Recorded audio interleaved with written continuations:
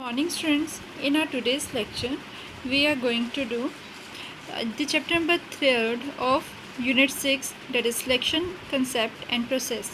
इससे पहले कि हम सिलेक्शन जो है चैप्टर स्टार्ट करें, हमने पिछले चैप्टर में जो लास्ट चैप्टर हमने डिस्कस किया डेट इज़ अ रिक्रूटमेंट, जिसमें क्या किया जाता है, it is a process of creating an application pool. उसमें क्या हमने स्टडी किया था कि रिक्रूटमेंट क्या होता है कि जहाँ पे वैकेंसी है उसके लिए, उस पर्टिकुलर पोजीशन के लिए हम एक एप्लीकेशन पूल तैयार करते हैं through advertising of that particular job. और इस स्टेप में क्या है कि जो भी हमने एप्लीकेशन पूल क्रिएट किया है उसमें से जो भी पर्टिकुलर पर्सन है, जो सूटेबल पर्सन है, हमने उसे सिलेक्ट करना है. ठीक है. So here we study the meaning of selection, definition, steps involve in the process of selection and employment test. Firstly, what is the concept of selection? Process of selection begins once the need of employees is determined and the process of recruitment has been completed. Process selection की process कब start होती है? जब हमें पता लगता है कि हमारी organization में किस पोजीशन के लिए एम्प्लॉयज़ की ज़रूरत है और हमने उस पर्टिकुलर पोजीशन के लिए रिक्रूटमेंट प्रोसेस जो है वो कर लिया.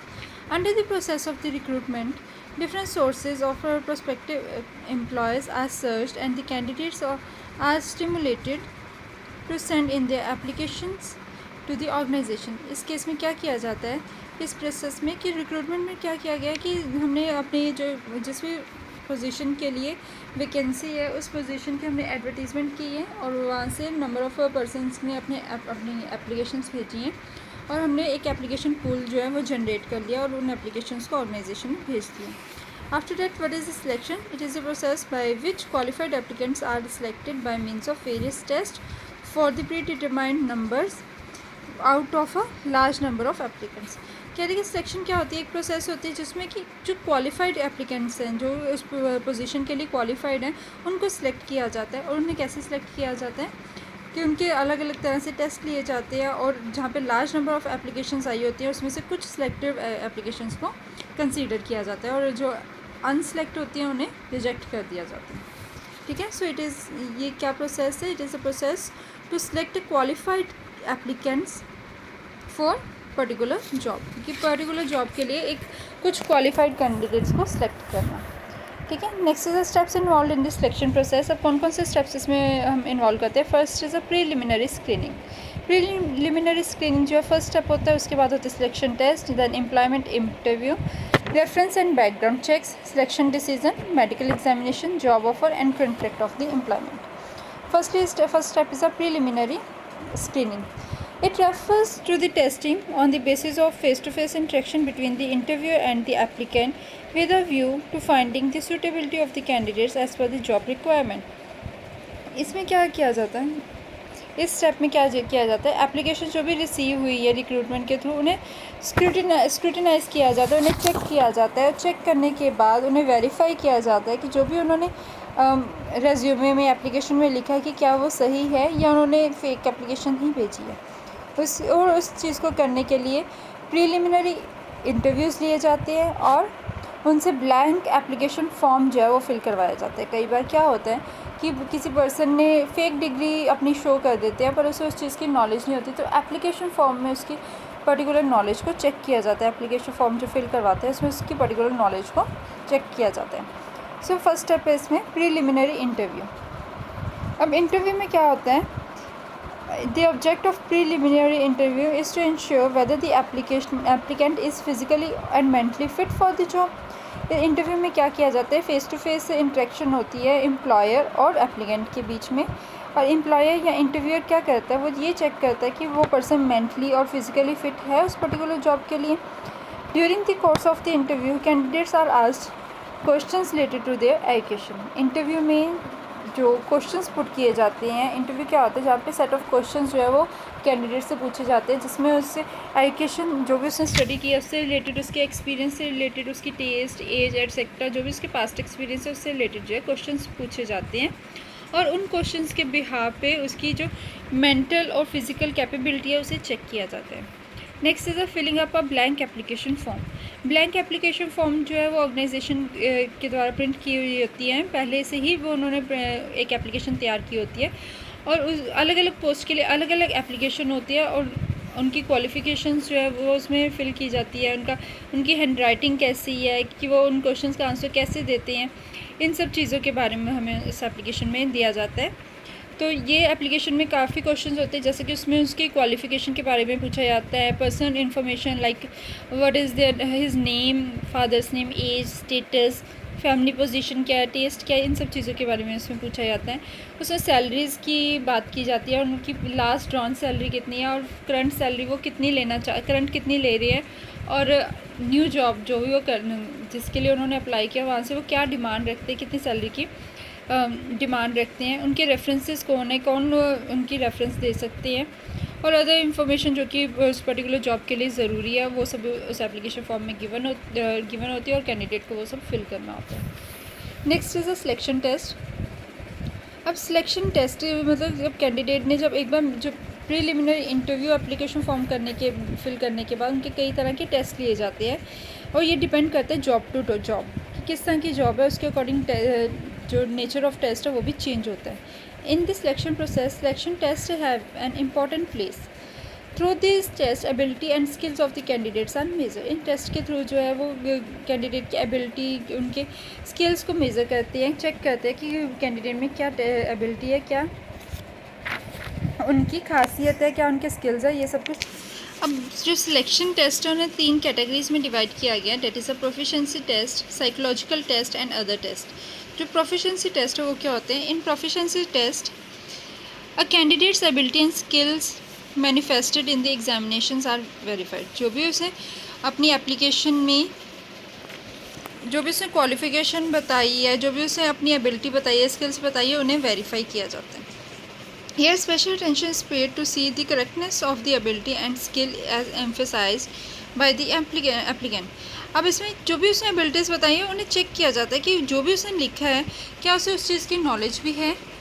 अब सपोज़ कि मैंने अपने इंटरव्यू में ये अपनी जो एप्लीकेशन है उसमें मैंने लिख दिया कि मुझे स्टिचिंग का काम आता है, ठीक है। तो प्रोफिशिएंसी टेस्ट में क्या है, वो स्टिचिंग से रिलेटेड मुझसे क्वेश्चन पूछेंगे या फिर उससे रिलेटेड मुझसे कुछ स्टिच करवा के देखेंगे क्या मुझे सच में स्टिचिंग आती है। ओके, अभी ये जो स्पेशलाइजेशन टेस्ट है ये 2 टाइप्स के होते हैं, स्पेशलाइजेशन और स्पेशल ट्रेड एफिशिएंसी टेस्ट। अब स्पेशलाइजेशन टेस्ट में क्या होता है कि सपोज़ कि मैंने इसमें लिख दिया कि मुझे कंप्यूटर की नॉलेज है, तो वहाँ पे मुझे वो कंप्यूटर से रिलेटेड कुछ क्वेश्चन पूछ लेंगे या कंप्यूटर से रिलेटेड कोई प्रैक्टिकल नॉलेज टेस्ट ले लेंगे या थ्योरेटिकल नॉलेज टेस्ट ले लेंगे, जिससे मुझे ये पता लगे, जिससे कंपनी को ये पता लग जाएगा कि जो मैंने उसमें लिखा है, स्पेशलाइजेशन लिखी है कंप्यूटर की, कि क्या मुझे कंप्यूटर की उस चीज़ के बारे में नॉलेज है, पर्टिकुलर उस चीज़ के बारे में नॉलेज है। अगर जैसा आप लोग कॉमर्स कर रहे हो, ठीक है, आपने अपने रिज्यूमे में लिख दिया हाँ हमें कॉमर्स अकाउंट्स की बहुत अच्छे से नॉलेज है, तो फिर आपसे अकाउंट से रिलेटेड क्वेश्चंस पूछे जाएंगे, आपसे एंट्रीज पूछेंगे कि कैसे आप इसे रिकॉर्ड करोगे पर्टिकुलर ट्रांजैक्शन को, प्रॉफिट एंड लॉस अकाउंट क्या होता है, तो वो क्या हो गया आपका specialisation test. Next is a dexterity test.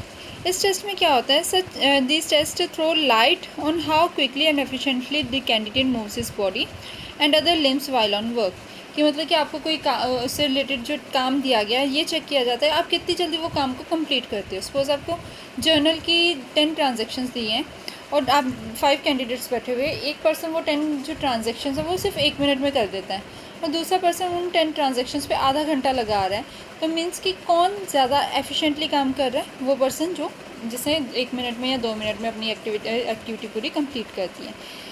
या फिर हम इसमें एग्जांपल ले सकते हैं जो कंपनीज़ की गवर्नमेंट कंपनीज़ जो एग्ज़ाम्स होते हैं उसमें कंप्यूटर की टाइपिंग नॉलेज पूछी जाती है कि उनकी टाइपिंग कितनी फ़ास्ट है, क्योंकि उनका जो मैक्सिमम काम होता है वो टाइपिंग से रिलेटेड होता है। सो वो कीबोर्ड की जो फिंगर्स जो है हमारी कीबोर्ड पे कितनी तेज़ चलती हैं, तो उसका टेस्ट लेते हैं। नेक्स्ट टेस्ट इसमें आ जाता है साइकोलॉजिकल टेस्ट। साइकोलॉजिकल टेस्ट क्या हो गया, some selection test are of psychological nature, this test inform about the conduct and efficiency of the candidate. ये हमें बताते हैं कि अगर किसी कैंडिडेट में किसी पर्टिकुलर सिचुएशन, कोई डेंजर सिचुएशन में चला जाए तो उस टाइम पे कैंडिडेट कैसे रिएक्ट करता है, उसकी उस अकॉर्डिंग क्या एफिशिएंसी है, कैंडिडेट की क्या एफिशिएंसी है। तो इसमें जो साइकोलॉजिकल टेस्ट के कौन कौन से होते हैं, first one is the interest test, कि कैंडिडेट का इंटरेस्ट किस चीज़ में है। उससे कई तरह के जॉब से रिलेटेड क्वेश्चन पूछे जाएंगे, फिर और देखा जाएगा कि कैंडिडेट का इंटरेस्ट किस चीज़ में है, कैंडिडेट को कौन सी चीज़ जो है वो ज़्यादा अच्छे से आती है और किस चीज़ में वो अपना अच्छा जो बेस्ट है वो दे सकते हैं। Next is intelligence test. Intelligence test में ये चेक किया जाता है कि एक पर्सन नई चीज़ें कितनी जल्दी लर्न कर सकता है, ठीक है, कि मतलब उसे उस पर ट्रेनिंग पे पोस्ट कंपनी को स्पेंड करनी चाहिए कि नहीं करनी चाहिए। Next is aptitude test. Aptitude test में होता है कि जिसमें लर्निंग कैपेसिटी एक कैंडिडेट की वो चेक की जाती है कि अगर उसे कोई पर्टिकुलर जॉब, कोई न्यू जॉब अगर असाइन की जाए या फिर कुछ उसे कोई नई एक्टिविटी से परफॉर्म करने को कहा जाए तो वो उस एक्टिविटी को कैसे परफॉर्म करेगा और जो भी उससे रिजल्ट्स आएंगे तो उससे कैसे लर्न करेगा। Next is a personality test कि वो दूसरे कैंडिडेट्स को, अगर सपोज़ कि वो सेल्स पर्सन है तो वो दूसरों को, जो कस्टमर्स हैं, तो उसे कैसे इंटरेक्ट करेगा अपने प्रोडक्ट की तरफ, अपने जो सर्विसेज है उसकी तरफ कैसे अट्रैक्ट करेगा, कि वो अट्रैक्ट कर भी पाएगा या नहीं कर पाएगा। अगर कोई अड़ियल सा कस्टमर उनके आगे आ जाए तो उसे कैसे वो इन्फ्लुएंस करेगा अपने पर्टिकुलर प्रोडक्ट की तरफ। Next is other test. Other test में क्या होगा, जिससे communication ability, mental maturity, writing ability, इन सब चीज़ों से रिलेटेड टेस्ट जो है वो लिए जाते हैं। इसमें 2 टेस्ट आते हैं। First one is a knowledge of language test. Knowledge of language test में क्या आ गया कि उसकी हैंड राइटिंग कैसी है, उसकी राइटिंग स्पीड कैसी है, how he puts his thought in black and white, वो ब्लैक एंड वाइट पे अपना थॉट कैसे देता है, मतलब क्या उसके सोचने का तरीका क्या है, उसकी लैंग्वेज बोलने का तरीका कैसा है। इस सब टेस्ट को क्या कहते हैं, knowledge of language test. Next is a general knowledge test. इसमें जो कैंडिडेट है, कैंडिडेट की wisdom, memory power, alertness, general test, इन सब की चीज़ों के बारे में टेस्ट लिया जाता है। अब जैसे हम भी कोई +2 के बाद या ग्रेजुएशन के बाद आप लोग भी कई तरह के टेस्ट पुट करोगे, फॉर्म्स फिल करोगे टेस्ट के, जैसा कि आप बैंकिंग के टेस्ट दोगे या FCI वगैरह के टेस्ट दोगे, तो उसमें एक सेक्शन तो जो कि होता है एक जनरल अवेयरनेस का बहुत ही कंपल्सरी सेक्शन है, जो कि हर एक के कैंडिडेट को उसे क्लियर करना ज़रूरी है। तो ये टेस्ट किस लिए होता है कि कैंडिडेट को जनरल अवेयरनेस कितनी है। Next is a employment interview. जब टेस्ट हो जाते हैं, टेस्ट के बाद नेक्स्ट क्या आता है, एम्प्लॉयमेंट इंटरव्यू होती है। Having a successfully cleared all the tests related to the employment by the candidate, he is called for the final interview. जब भी सारे उसके टेस्ट क्लियर हो गए, उसको फाइनल इंटरव्यू के लिए बुलाया जाता है। Its objective is to see the looks of the candidate, his way of talking, his conduct, his temperament, his interest, presence of mind and maturity। अब इसमें क्या क्या चीज़ें चेक की जाती है एम्प्लॉयमेंट इंटरव्यू में, क्योंकि ये टॉप मैनेजमेंट द्वारा लिया जाता है, तो यहाँ पे कुछ चीज़ें चेक की जाती हैं कि वो कैंडिडेट दिखने में कैसा है, कि उसकी टॉकिंग, मतलब वे ऑफ टॉकिंग कैसी है, वो उसकी बातचीत करने का तरीका कैसा है, वो पर्सन ज़्यादा गुस्से वाला तो नहीं है, या उसका वे ऑफ कंडक्ट क्या है, उसका इंटरेस्ट क्या है, उसकी प्रेजेंस ऑफ माइंड, अगर सपोज कि उसे कोई डिफ़िकल्ट सिचुएशन आ जाती है तो वो उसे कैसे हैंडल करता है, उसे कैसे टैकल करता है, और क्या वो प्रॉब्लम के टाइम पे भागने वाला कैंडिडेट तो नहीं है। तो ये सब चीज़ें इसमें चेक की जाती हैं, ठीक है। नेक्स्ट आ जाता है रेफरेंस एंड बैकग्राउंड। फिर उसके बाद क्या किया जाता है, after the candidate is declared successful in the interview, then some information about him is gathered from those persons whose names and figures are in the column of references। क्योंकि जब एक पर्सन ने सारे इंटरव्यूज़ क्लियर कर लिए, फिर एक reference section होता है, वहाँ से उसकी इंफॉर्मेशन चेक की जाती है। सपोज़ कि आपने अपने टीचर का नंबर दे दिया, अपने टीचर का नाम लेके अपने टीचर का नंबर दे दिया, या फिर जहाँ पे आपने पहले जॉब की हुई है वहाँ के मैनेजर का, कंपनी के मैनेजर का नंबर दे दिया, उसका नाम लिख दिया, तो उन लोगों से आपके बारे में जो है वो सारी आपकी इन्फॉर्मेशन कंफर्म की जाती है कि आपने जॉब क्यों छोड़ी है, ये क्या रीज़न रहा है कि आपको निकाला गया है, कि आपने खुद से जॉब जो है वो छोड़ी है। तो ये सब चीज़ें वहाँ पे क्रॉस चेक की जाती हैं कि कहीं कोई गलत कैंडिडेट तो नहीं हमारी ऑर्गेनाइजेशन में आ रहा, कोई क्रिमिनल तो नहीं आ रहा, ये सब चीज़ें इसमें चेक की जाती हैं। Next is a selection decision. जब सारे टेस्ट हो गए, इंटरव्यूज़ हो गए, रेफरेंस चेक कर लिए, फिर उसके बाद कंपनी के जो मैनेजर्स हैं या टॉप मैनेजमेंट है उनके द्वारा सिलेक्शन डिसीज़न लिया जाता है। और सिलेक्शन डिसीज़न लेने के बाद, मतलब सपोज कि 50 कैंडिडेट्स का इंटरव्यू लिया, तो उसमें से 5 या 10 कैंडिडेट्स ही सिलेक्ट किए जाते हैं। सिलेक्शन होने के बाद फिर उनका मेडिकल एग्जामिनेशन होता है। जो नेक्स्ट स्टेप क्या है, मेडिकल एग्जामिनेशन, जिसमें फ़िज़िकल फ़िटनेस चेक की जाती है। ये चेक किया जाता है कि उसे किसी तरह का कोई डिसीज़ तो नहीं है जिससे ऑर्गेनाइजेशन को कोई नुकसान हो सके, या फिर ये चेक किया जाता है कि वो एम्प्लॉयज़ को कैसे ट्रीट करता है, उसकी ट्रीटमेंट पे कोई कल को कोई इस तरह की प्रॉब्लम आ जाए तो कंपनी को उस पर खर्चा करना पड़े, उसकी ट्रीटमेंट पे कोई खर्चा करना पड़े, तो इस तरह मेडिकल एग्जामिनेशन उनके करवाए जाते हैं। इवन किसी भी ऑर्गेनाइजेशन में विदाउट मेडिकल एग्जामिनेशन के बिना किसी भी कैंडिडेट को नहीं रखा जाता। After that job offer, after successful clearing ये मेडिकल एग्जामिनेशन, जब मेडिकल एग्जामिनेशन एक बार क्लियर हो गया तो उसके बाद कैंडिडेट को जॉब ऑफ़र की जाती है, जिसमें एक अपॉइंटमेंट लेटर जो है वो कैंडिडेट को दिया जाता है।